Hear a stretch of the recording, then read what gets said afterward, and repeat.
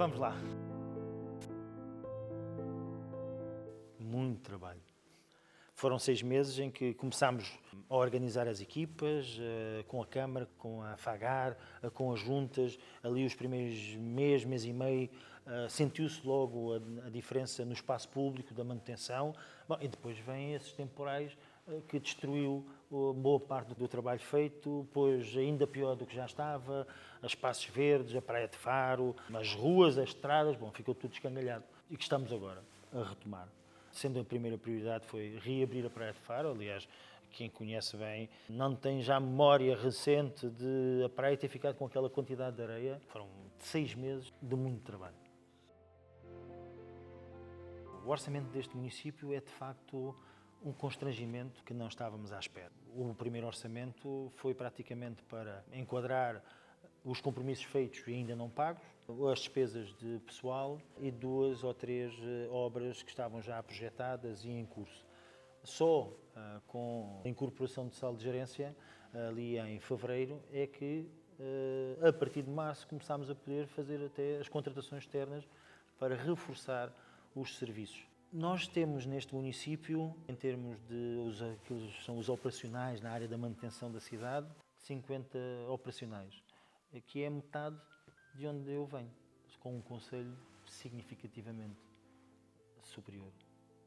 Para além do número de pessoas ser inferior àquilo que devia ser, nós devíamos ter pelo menos o dobro de operacionais na manutenção da cidade. Estamos também muitíssimo mal equipados. Temos 2 retroescavadoras, uma já muito velhinha e sistematicamente a avariar, que depois é dividida por todas as freguesias. Portanto, houve momentos em que tivemos que optar entre a retroescavadora ia para a freguesia de Estoia ou pela Conceição, ou limpávamos de vez a Praia de Faro e pronto, entre todos percebemos que havia aqui esta primeira prioridade, mas assim é muito difícil. É um concelho que tem poucas pessoas para cuidar da cidade e muito mal equipada. Nós vamos fazer esse esforço, que está previsto no orçamento, vamos adquirir 3 novas retroescavadoras, vamos reequipar com equipamentos mais robustos, por forma a dar maior rentabilidade ao trabalho, começar uma casa a partir do zero, praticamente.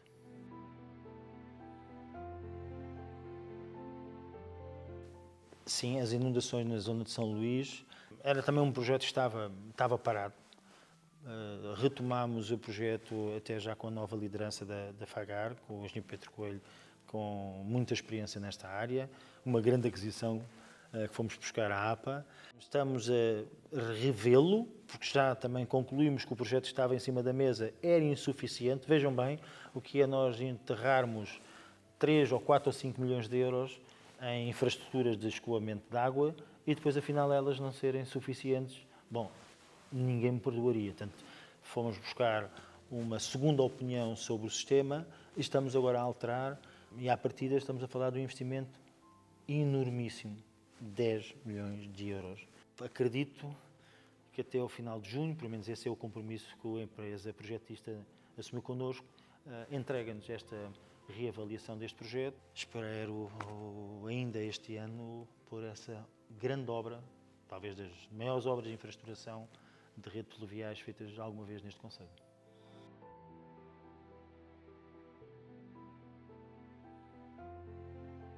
Não. É verdade que temos uma Câmara sem dívida, no entanto temos uma Câmara com uma organização, na nossa opinião, disfuncional. É por isso que vamos rever o organigrama, adaptando à forma também como estão distribuídos os pelouros, de forma a ser, na nossa opinião, mais eficiente. Temos também um problema de instalações. A Câmara está demasiado dividida e afasta o bom funcionamento dos serviços. O urbanismo ter ido para tão longe não é bom, portanto é uma peça fundamental e devia estar aqui próximo. Estamos a estudar uma alternativa, já em conversas com a Universidade, a ver se conseguimos chegar a um valor que seja possível adquirir o espaço onde estava a antiga Polícia Judiciária para concentrar todos os serviços. E depois temos também um imprimir outras dinâmicas de rigor, mas um rigor associado à explicação desse rigor junto da população, que é essa a marca que queremos deixar. Nós temos que ser rigorosos na gestão pública, do espaço público, das nossas opções, onde é que colocamos os investimentos, mas temos também saber explicar, levar a compreender porque é que investimos no setor A e não investimos no setor B. Portanto, este binómio de rigor, mas também capacidade de explicação, é aquilo que queremos imprimir. Nos nossos serviços, tanto os serviços da Câmara têm que ser amigos do cidadão. Têm que lhe explicar porque é que as coisas não podem ser daquela maneira ou porque é que não foi feito daquela maneira. Portanto, esta mudança de mentalidade é uma das coisas que pretendemos operar. Agora, do ponto de vista financeiro, estamos a falar do ponto de vista populacional, primeiro e segundo maior concelho do nosso distrito, a capital, mas que depois, se compararmos com o outro concelho que tem mais ou menos a mesma população que nós, que é Lolé, nós temos metade do orçamento. Isso é um desafio enormíssimo. Tínhamos alguma consciência de que, porque é histórico, esta falta de financiamento que o município de Faro tem, não percebíamos que era assim tão grave. Isto é, o orçamento, a receita que temos é para pagar funcionários e os compromissos que normalmente assumimos. Não resulta daqui nenhuma margem, ou quase nenhuma margem, para investimento. As receitas diretas desta Câmara são diretas e impostos, taxas, são cerca de 72, 73 milhões de euros. O orçamento tem 80, mas é por conta com empréstimos e fundos comunitários. Mas retirando isso, a nossa receita são 72, 73 milhões de euros. É metade do Concelho de Olé. E isso traz desafios enormíssimos. Temos de ser, de facto, um grande controle no aumento do pessoal, e essa foi a instrução que demos.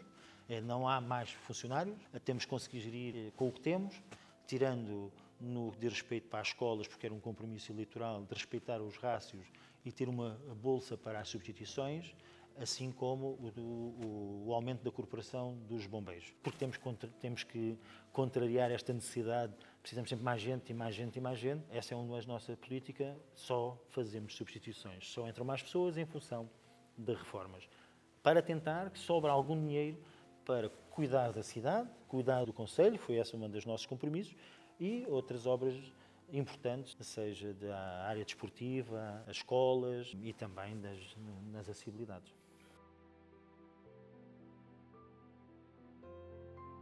Essa foi uma das primeiras grandes diferenças que se sentiu. Percebemos que no passado havia uma grande desarticulação entre Câmara, FAGAR e as juntas de freguesia. E só com a conjugação destas três entidades é que é possível fazer um melhor serviço em cada parte do território, seja na zona muito urbana, como a freguesia de Sé São Pedro, mas ainda mais nas freguesias rurais, até dado o nosso distanciamento. Desde o início que fizemos questão que todos os seus presidentes de junta, ou senhor presidente de junta, percebessem que a nossa forma de estar e de trabalhar era com total transparência e amizade, sem nenhuma prurido ou diferenciação política ou partidária. Claro que nem todos tiveram essa percepção, houve aqui uma fase das pessoas também se irem conhecer, mas acho que hoje, de todos os partidos, seja da Junta de Freguesia, da CDU, seja do PSD de Montenegro, ou mesmo do Presidente Dário do Chega, que hoje percebem que nesta nossa narrativa não era apenas conversa, era real e a relação entre todos, os Presidentes de Junta, Executivo e as FIAs, as principais FIAs do município, as coisas fluem bem e há uma inteira ajuda, porque por vezes o município, apesar de ser a nossa responsabilidade, a nossa competência, não conseguimos chegar lá e eles ajudam-nos. Também se nota entre ajudas, entre as juntas de freguesia, o clima é bom. Estamos todos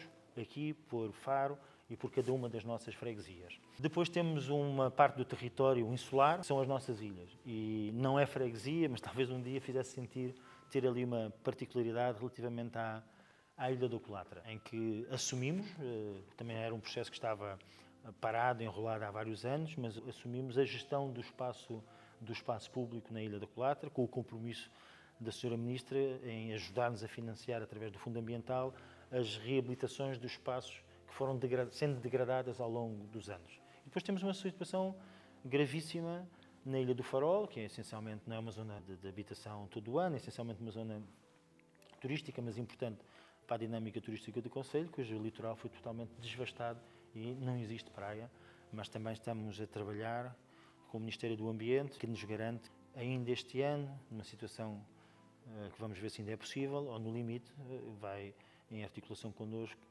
fazer o projeto para a próxima época balnear, já a praia estar reabastecida de um areal confortável.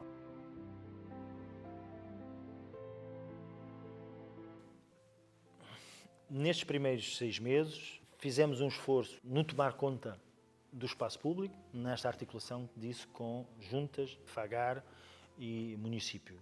E nota-se, depois houve um revés com os temporais, a par disso, dedicámos muito a planear.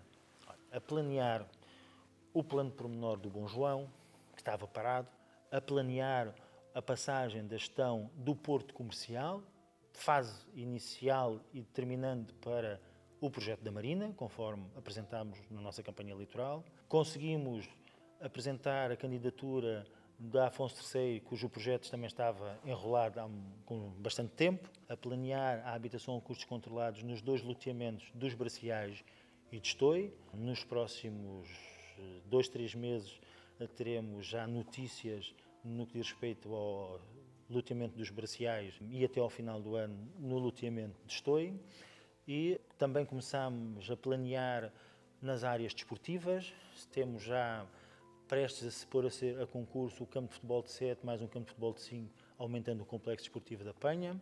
O projeto da escola EB1 do Alto Santo António foi também refeito para chegarmos às 8 salas e está pronto para, nos próximos 2 meses, ir para concurso. Na área desportiva estamos também a programar, planear com privados um espaço para podermos ter um campo de futebol e, eventualmente, no futuro mais longe, umas outras piscinas na freguesia do Montenegro, porque este trabalho que não se vê, tem que ser feito no início do mandato.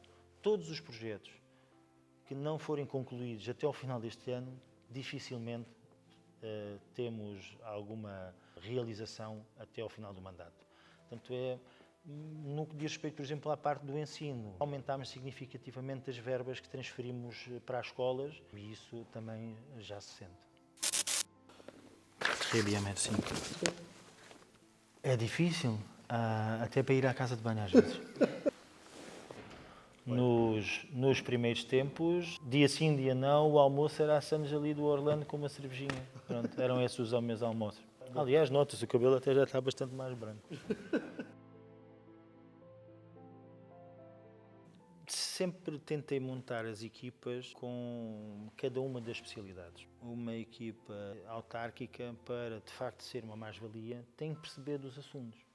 E então sempre fiz questão de ter nas minhas equipas alguém que percebesse de ordenamento de território e de planeamento, alguém que fosse muito conhecedor na área da educação e também do desporto, alguém que tivesse competências na área administrativa e jurídica, e é também importante ter da parte da engenharia para fazer o acompanhamento das obras públicas e manutenção. Falta esta última componente, pronto, não foi esse o resultado das eleições, mas essa foi o critério. A nossa vice-presidente, que é conhecida a sua experiência e capacidade de trabalho com uma larga carreira na administração pública, o vereador da Educação e do Desporto, alguém da educação e que já geriu um agrupamento, portanto, sempre tive nas minhas equipas diretores do agrupamento, e depois a vereadora Tatiana, tanto com a sua componente jurídica, que aporta também essa mais-valia à equipa. Portanto, faltou-nos o engenheiro civil, que assim não ditou o resultado das eleições. Com base nos conhecimentos, experiência e depois as qualidades pessoais de cada um, que permitam que a equipa depois se molde e sejamos uma equipa e não um conjunto de X pessoas com muito conhecimento.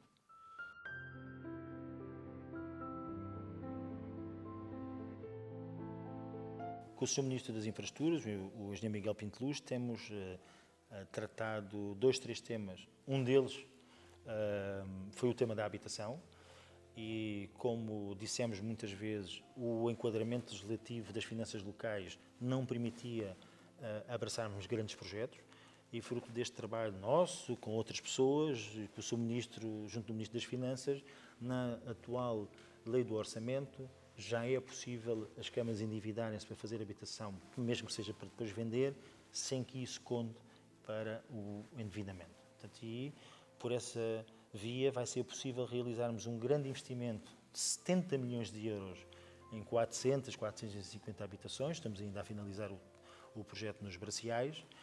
E esse foi um trabalho ao qual agradecemos a disponibilidade e a percepção desta necessidade junto do Sr. Ministro Miguel Pinto Luz. Mas temos ainda outros 2 temas importantíssimos a tratar com o Sr. Ministro. O projeto da Marina, na nossa opinião, temos que apostar na reformulação do cais comercial. Foi a primeira reunião da Comissão de Acompanhamento para a transferência da gestão do cais comercial para o município de Faro.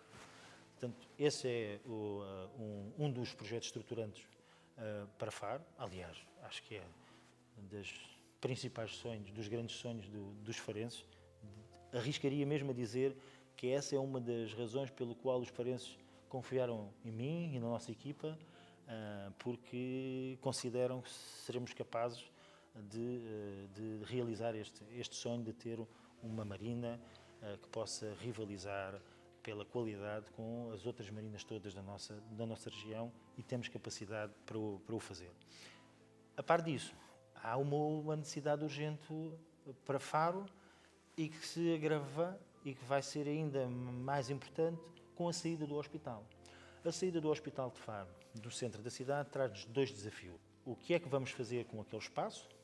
E esse é um desafio que temos de tratar mais à frente com a Sra. Ministra da Saúde. Mas como é que os farenses agora vão chegar ao próximo hospital, ao futuro hospital, que deixa de estar no centro da cidade e passa a estar no parque das cidades, em que as 2 principais vias de acesso ou é a Nacional 2, com a confusão que todos nós conhecemos, ou é a 125, completamente congestionada como nós a conhecemos. Bom, então os farenses estão agora em risco de não conseguir chegar a tempo e horas ao hospital. Existe esse contributo da nação para com Faro de criar um acesso direto ao Parque das Cidades, à Via do Infante, e é sobre isso que começamos a trabalhar, e mais à frente com uma nova dinâmica para o espaço onde vai ser o hospital, que tiramos do centro da cidade 2.500 postos de trabalho, um pulmão económico, que mais à frente teremos que negociar e pensar bem o que é que aquilo pode ser para continuar a empregar e dinamizar aquela zona central da cidade.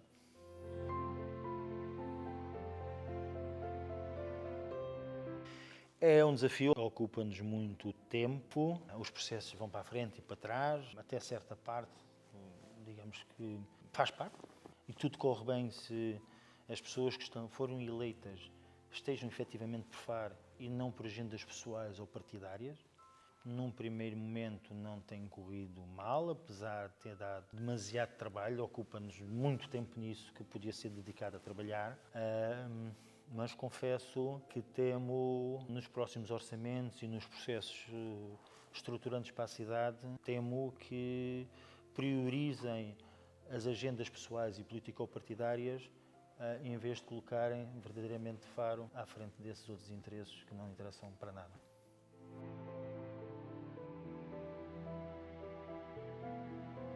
Vou desvendar aqui um bocadinho o projeto dos Braciais.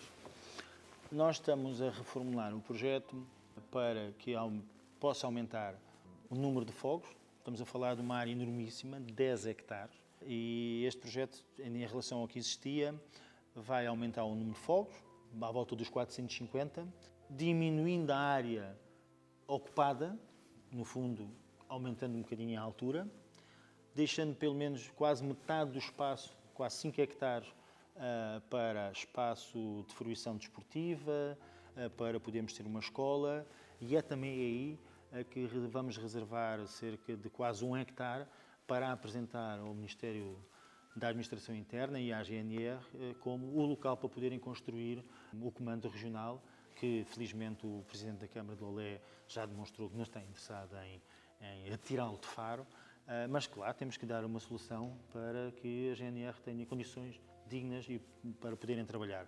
Portanto, é aí nesse território, nesse espaço, que a par da habitação, pretendemos ter o espaço para a GNR, um espaço para uma escola e uma pequena zona desportiva.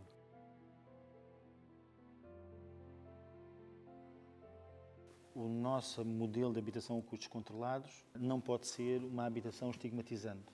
Isto é, alguém que viva neste espaço, quando chega à sua casa ou quem o visita, não pode olhar, vive numa habitação a custos controlados. Não, tem que viver num espaço em que desde logo a arquitetura, em que as casas, todas elas, tenham varanda.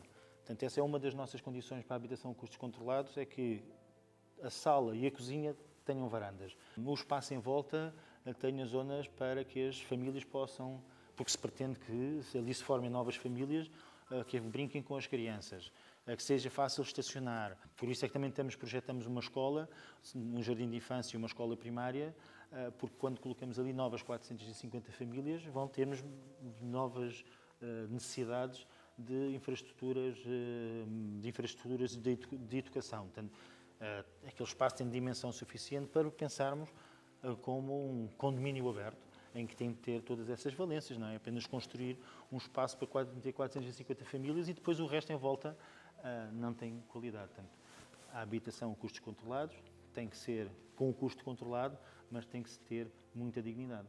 Para mim, a habitação a custos controlados não são caixas de fósforos com furinhos, não é estigmatizante.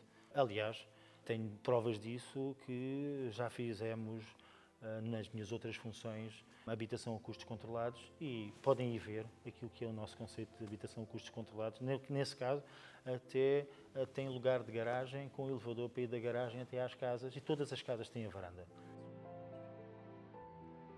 As piscinas é, digamos, um corolário do desleixo dos últimos tempos, porque apercebemos já em fase final de campanha e desde os primeiros dias que não havia rigorosamente nada. Portanto, as piscinas fecharam e pronto. O anterior executivo não nos deixou um projeto, um caminho, absolutamente nada. Começámos por pedir externamente para realizar o projeto de eficiência energética, que era um dos problemas, e vamos, depois de ter feito o levantamento das necessidades, vamos contratar a elaboração do projeto de especialidades relativamente ao sistema de águas. A par disso, foram demonstrados interesses por algumas outras empresas que exploram piscinas no nosso país e na Península Ibérica. Estamos também a estudar essa possibilidade. No entanto, não deixamos de começar a fazer os projetos, porque temos de ter sempre os projetos feitos. Mas estamos também a estudar essas possibilidades. Para nós não temos nenhum prurido ideológico. As piscinas podem ser geridas por entidades privadas, desde que o serviço público esteja garantido. E o que é o serviço público, na nossa perspectiva? Os preços que se pagam continuarem a ser os mesmos e os espaços para os clubes de natação continuarem a ser cedidos à Câmara para que se possa ceder gratuitamente a esses clubes e para a natação desportiva. Espero durante o mês de maio, até o final deste mês, o início de junho, podermos ter também aí alguma informação adicional sobre as piscinas, mas se não houver esse interesse, ou melhor, se a conjugação desse interesse privado com o público não se fizerem match, avançamos nós com a obra.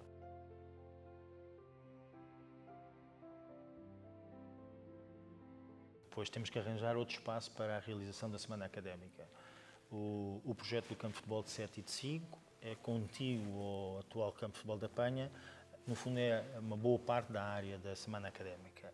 Este ano realizou-se, mas de facto é o último, se tudo correr bem. Temos que arranjar outro local.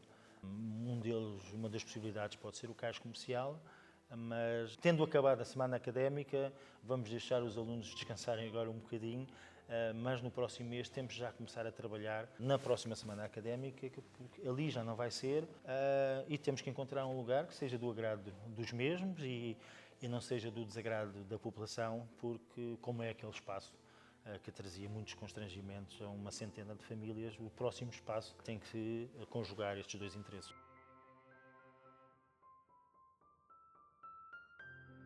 Obrigado pela pergunta, porque nos importa esclarecer e dar uma perspectiva. Quando se apoia as obras no pavilhão do Sporting Clube Farense, está-se a apoiar o Sporting Clube Farense de uma forma direta, mas de forma indireta todos os outros clubes que têm atividades esportivas de pavilhão. Porque quando o Sporting Clube Farense tiver o seu pavilhão novamente a uso, retira-se dos espaços do pavilhão da Penha ou outros espaços nas escolas e aumenta o número de espaços para os outros clubes. No fundo, todos ganham. Aliás, recordam-se os outros clubes quando o pavilhão encerrou, que diminuíram os tempos nos outros espaços, porque a atividade desportiva do Farense teve que ir ocupar os outros espaços. Portanto, todos ganham com esta aposta. A cidade precisa de espaços esportivos, sejam eles ao ar livre, os campos de futebol, os campos de pádel, e precisam também, gostávamos ainda este mandato de projetar pelo menos mais um pavilhão na freguesia de Sé São Pedro. Estamos já a identificar o espaço e também a freguesia de Montenegro tem que, com o tempo, também se pensar em ter áreas desportivas. Para o campo de futebol já estamos a encontrar, mas também mais à frente, seja para um pavilhão e talvez umas segundas piscinas, deixar esse trabalho para os próximos mandatos, mas começando a fazer o caminho, até porque há disponibilidade e interesse da Universidade do Algarve, fazer uma parceria, porque a Universidade também precisa dessas instalações, seja para os seus alunos, seja para o próprio curso de desporto.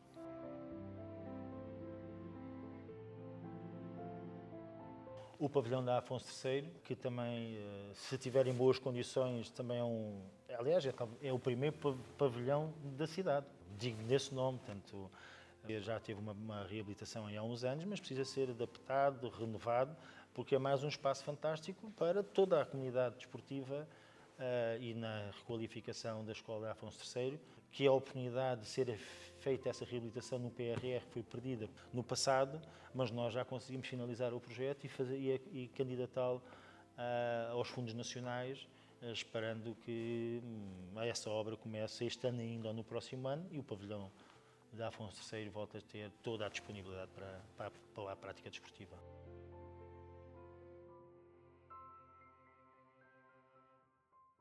Os empréstimos têm um prazo de maturidade de 3 anos. O nosso termina em fevereiro do próximo ano, para financiar 3 projetos. A Ecovia, as Pontes de Marchil e o passadiço desde o Largo de São Francisco até à Doca de Recreio.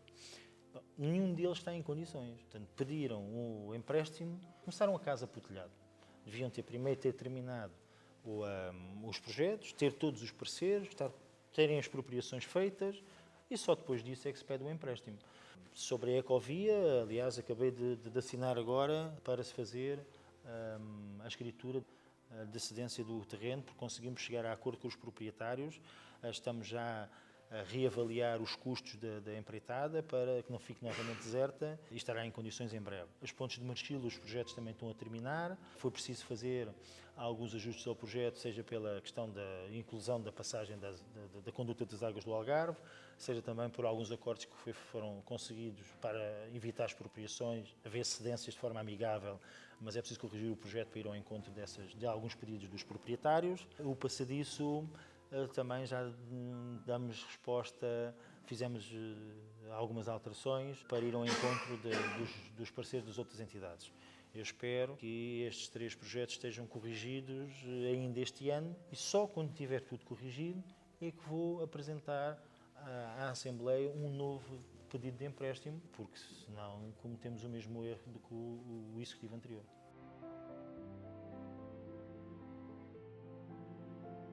Nós não podemos dizer que o município de Faro tem atividade cultural a mais ou gasta demais em cultura e eventos. Temos menos capacidade nas outras áreas. E esse foi o desafio e o compromisso que assumimos, que era manter o mesmo nível de investimento. Por isso conseguimos durante este ano subsidiar, apoiar um conjunto de atividades de programações culturais que já têm tido alguma tradição e já vão num número elevado de edições. Vamos também fazer o F, reduzindo de 4 para 3 dias. Vamos esclarecer para que se acabe este combate político sobre o F, que é uma coisa é uma paródia. Portanto, assistimos ao partido que governou e que fez o F. É o partido que agora põe em causa o F e as contas do F. Vai ser tudo muito claro. Vamos apresentar todas as contas, onde é que se gastou cada cêntimo e todas as pessoas que foram contratadas e a sua fórmula de contratação. Tudo clarinho, tudo transparente e depois decide-se, uma vez que não temos maioria, se a oposição quer continuar a colocar os mesmos valores, a mesma capacidade de investimento no EF. O mesmo com o teatro. O nosso teatro é a sala com maior dinâmica do sul do país, mas isso significa um investimento avultado. E mantemos esse esforço de ter essa dinâmica. Vamos ver se conseguimos que sobre dinheiro para as outras áreas, como dissemos, o desporto, a educação e a manutenção da cidade, que essas são aquelas que não têm a mesma boa dinâmica do que tem a área cultural. A par disso, vamos fazer se tudo correr bem, se a asta pública de venda do terreno correr bem, com essa verba pretendemos adquirir o LEDs e esta sala de espetáculos emblemática das mais antigas e que faz parte de uma rede de teatros históricos da Península Ibérica, seja posse do município e não se deteriore e consigamos projetar para as próximas gerações com a mesma qualidade e dinâmica daquela que recebemos.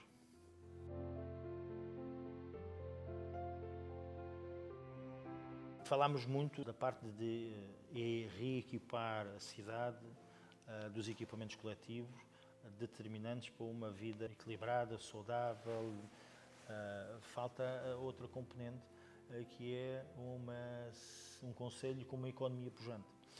E o concelho de Faro, com o surgimento do turismo, perdeu essa sua posição que teve no passado e que granjeou esta capitalidade. As capitais são territórios que se evidenciam em relação aos outros porque têm uma economia pujante e só quando há uma economia pujante é que depois as outras áreas a seguir são também pujantes, nomeadamente a cultura, a desportiva, o entretenimento. E nós, como a economia que estava subjacente era ligada muito aos serviços, à parte pública, e o crescimento do turismo fez crescer outros concelhos. Portanto, nós temos que começar a criar as bases para ter as novas economias do futuro, ligadas à investigação, às tecnologias, e é aí que queremos preparar, porque até temos uma universidade, temos aí produção de saber, temos o aeroporto, que no fundo é uma porta aberta para o mundo, e estamos a trabalhar para criar as condições que grandes empresas da Europa e do mundo se venham estabelecer aqui. E por isso o Parque Tecnológico, bem como a área logística do Guilhem, são dois grandes investimentos que estamos a trabalhar, a planear, a procurar várias soluções, porque têm que passar por parcerias público-privadas, porque a Câmara não tem dinheiro e essa é a chave do sucesso, é procurar a transformação do território e a criação dessa mais-valia beneficia a parte pública e a parte privada, naturalmente, porque Faro tem condições para isso, no Algarve ser o território da inovação, das tecnologias, da nova economia que vai progredir no mundo nos próximos anos.